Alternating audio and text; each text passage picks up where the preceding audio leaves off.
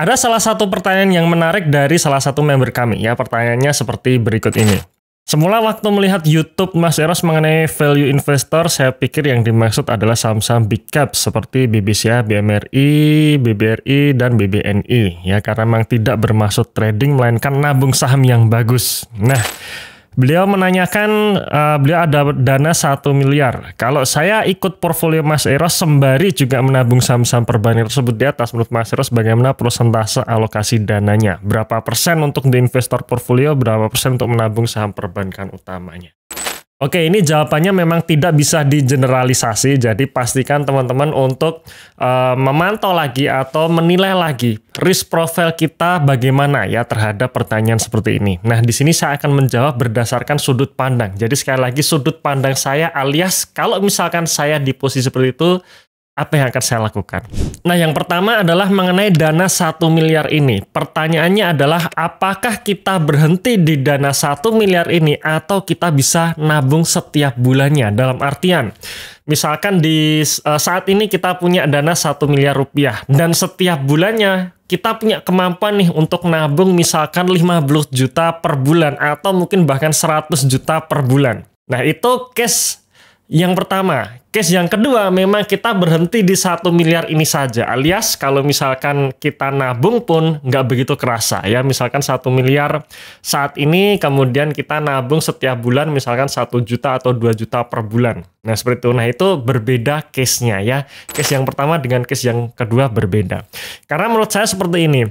Salah satu portfolio atau salah satu money management terpenting adalah jangan sampai kehabisan cash. Ya, nah maka di sini kita harus atur nih, apakah 1 miliar ini mandek di dana 1 miliar ini atau kita bisa nabung setiap bulannya ya. Kita ambilkan contoh misalkan skenario yang pertama, kita masih mampu untuk nabung saham setiap bulan mencapai 100 juta rupiah. Alias ya memang kita setiap bulannya akan selalu ada tambahan dana terus. Artinya kita tidak akan pernah kehabisan cash ya. Dimana di sini kita komitmen bahwa nabung 100 juta rupiah per bulan. Ini contoh saja, sekali lagi ini contoh saja ya. Berarti 1 miliar tersebut kalau menurut saya misalkan kita punya kemampuan untuk selalu top up dana 100 juta rupiah per bulan, 1 miliarnya ini pun menurut saya bisa langsung dihabiskan di bulan ini juga. Jadi misalkan nih 1 miliar ini kita belikan 5 saham misalkan atau 7 saham. Ya anggap saja 7 saham. Nah langsung kita belikan semua ya, tentu saja harus dianalisa lebih lanjut ya, dianalisa lebih lengkap. Kemudian kita harus meyakini bahwa saham yang kita beli ini kita sudah mengerti nih bisnisnya apa, kinerjanya bagaimana, valuasinya masih murah. Nah itu dulu yang terpenting ketika kita membeli saham ya. Tapi oke, anggap saja itu sudah kita lalui. Berarti 1 miliar tersebut kita belikan semua saham ya. Anggap saja 5 saham aja deh biar gampang ya. 5 saham, 1 miliar kita belikan 5 saham masing-masing 200 juta rupiah per satu sahamnya. Anggap saja contohnya 5 saham tersebut kita belikan semua saham di bulan ini dan bulan depannya merah semua misalkan. Kalau kita mampu nabung setiap bulan 100 juta rupiah maka nggak ada masalah. Dalam artian bulan depan akan ada dana masuk 100 juta rupiah, di situ kita akan lihat lagi nih kira-kira mana saham-saham yang berpotensi paling besar untuk naik, yang dimana kita meyakini kinerja di tahun 2024 ini naik signifikan dan harga sahamnya juga sudah turun ya, karena tadi ya skenarionya 5 sahamnya merah semua. Nah maka di situ kita bisa tambah beli di saham tersebut. Bulan depannya nabung lagi 100 juta, ada saham-saham kita yang lagi merah lagi dengan potensi yang sangat bagus ya kita beli lagi. Seperti itu terus ya. Jadi untuk case yang pertama tadi, sepanjang kita komitmen untuk nabung saham 100 juta rupiah per bulan, maka 1 miliar ini bisa dibelikan semua saham di bulan ini juga. Nah, berbeda dengan case yang kedua. Kalau misalkan 1 miliar ini adalah dana yang terakhir gitu ya. Dana modal besar yang terakhir yang memang kita tidak ada nabung lagi setiap bulannya. Atau misalkan nabung pun nggak kerasa. Ya, jadi misalkan 1 miliar di awal, kemudian bulan depan kita nabung 1 juta atau 2 juta per bulan, maka nggak kerasa kan cash-nya. Nah, kalau seperti itu bagaimana? Kalau seperti itu, maka saya akan bagi. Ya, jadi 1 miliar tersebut tidak akan saya habiskan untuk membeli semua saham. Alias saya misalkan beli dulu 600 juta. Ya, 600 juta saya beli bulan ini, kemudian yang 400 juta saya simpan dulu. Ya, 600 juta tersebut saya akan belikan saham ya, biar gampang 6 saham gitu. 6 saham di mana masing-masing 100 juta. Ini contoh saja ya, 100 juta maka kita pegang 6 saham.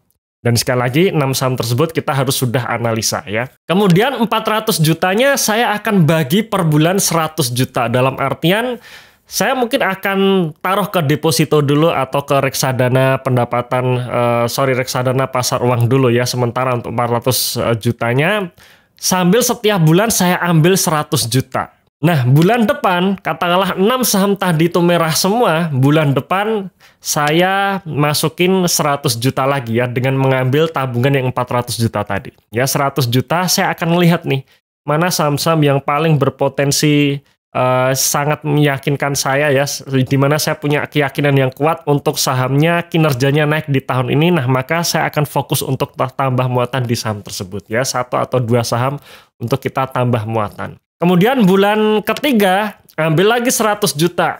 Kemudian lihat perkembangannya, mana yang kita tambah muatan. Bulan berikutnya tarik lagi 100 juta. Kemudian kita lihat perkembangannya, mana yang bisa kita lakukan untuk tambah muatan, dan bulan depannya lagi tarik dana yang 100 juta sisanya untuk kita lihat mana yang kira-kira bisa kita tambah muatan ya. Nah, setelah dana habis, maka apa yang saya lakukan di bulan berikutnya? Saya akan rebalancing. Saya akan bisa dengan cara jual sebagian, atau saya menganggap saham-saham yang ada dalam portofolio tersebut adalah cash yang sewaktu-waktu bisa saya jual untuk melakukan tambah muatan ketika ada peluang bagus di saham-saham saya yang lain. Nah, jadi itu ya 2 case yang berbeda terhadap pertanyaan salah satu member kami tersebut ya, dimana yang satu kita nabung rutin, yang kedua modalnya berhenti di awal saja. Nah, sekarang kita lanjutkan untuk menjawab pertanyaan berikutnya nih, di mana beliau ini ingin membeli saham-saham bank seperti BBCA, BBRI, BMRI, dan juga BBNI. Di sisi lain ingin mengikuti atau memilih saham-saham yang ada di dalam portofolio saya ya. Jadi kebetulan beliau ini sudah berlangganan juga portofolio saya, di mana saya saat ini pegang 7 saham dan kebetulan tidak ada bank sama sekali ya. Jadi bank-bank besar itu tidak ada dalam portofolio saya. Nah, jadi apa yang harus dilakukan? Kalau menurut saya pribadi, tidak akan membeli semua saham-saham bank tersebut ya, BBCA, BBRI, BMRI maupun BBNI. Itu saya cukup memilih salah satu, maksimal salah 2-nya saja ya. Jadi tidak semua, tapi cukup 2 saja maksimal ya. 1 oke, 2 maksimal. Misalkan ambil contoh BBRI dan juga BBCA misalkan ya. Nah, maka di situ saya akan pilih 2 saham itu saja. Berapa alokasinya? Tergantung kebutuhan saya, dalam artian kalau memang saya suka saham-saham yang sustainable ya, dalam artian tidak terlalu volatile, kemudian dalam jangka yang sangat panjang itu akan selalu naik ya, mungkin bisa 40% sendiri ya, 40% atau sampai 50% di 2 saham tersebut. 50%-nya pilih saham-saham yang ada dalam portofolio saya yang alokasinya terbesar ya, karena kebetulan dalam portofolio saya alokasi yang terbesar itu di saham-saham cyclical ya, yang dimana selain 2 saham bank tersebut, sisanya 2 atau 3 saham bisa dari portofolio saya. Nah, di sini kira-kira saham mana yang dipilih di dalam portofolio saya, pastinya harus dianalisa dulu nih, mana yang cocok dengan risk profile-nya, mana yang tidak ya. Bisa juga nanti kita tanya jawab ya melalui forum diskusi yang sudah kami sediakan ketika teman-teman mengikuti langganan The Investor Portfolio. Nah, mungkin itu saja jawaban dari saya mengenai satu pertanyaan ini ya, tentang menyusun portfolio dari awal ya. Dan sekali lagi ini dari sudut pandang saya pribadi sebagai seorang investor jangka panjang. Sebelum kita tutup, jangan lupa teman-teman untuk subscribe channel The Investor ini, dan jangan lupa juga untuk download ebook watchlist kita ya, karena kami sudah menulis ebook yang bisa teman-teman download secara gratis. Dalam ebook tersebut kita bicara mengenai banyak hal seperti filosofi investasi dan contoh-contoh saham under value-nya yang bisa dijadikan tambahan referensi untuk perjalanan investasi Anda. Terima kasih sudah menonton video ini sampai akhir. Tunggu video kami selanjutnya dan salam Passive Income.